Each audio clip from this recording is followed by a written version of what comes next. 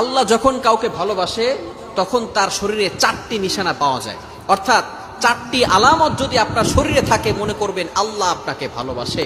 4টি নিশানা। 1 নাম্বার হচ্ছে যাদেরকে আল্লাহ তাআলা দ্বীনের সঠিক জ্ঞান দান করেন তাদেরকে আল্লাহ তাআলা মহব্বত করেন। নাম্বার 2, দ্বিতীয় নাম্বার হচ্ছে যারা বেশি বিপদে পড়ে আল্লাহ তাআলা তাদেরকে মহব্বত করেন। যার শরীরে দেখবেন একের পর এক বিপদ আসতেছে, অসুস্থতা আসতেছে, বারবার বিপদ, একের পর এক বিপদ, একটা বিপদ যাওয়ার পর পরে আরেকটা বিপদ আসতেছে, আপনি হতাশ হবেন না প্রিয় ভাই। আল্লাহ তাআলা আপনাকে ভালোবাসেন।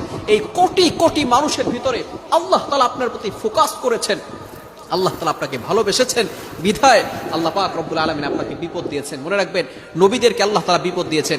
ইব্রাহিম আলাইহিস সালাম খলিলুল্লাহ এবং মিল্লাতা আবিকুম ইব্রাহিম, যিনি সকল মুসলিম উম্মাহের সকল মুসলমানদের পিতা এবং সকল মুসলমানদের লিডার নেতা, সুতরাং ইব্রাহিম আলাইহিস সালামকে আল্লাহ তাআলা সবচেয়ে বেশি কষ্ট দিয়েছেন।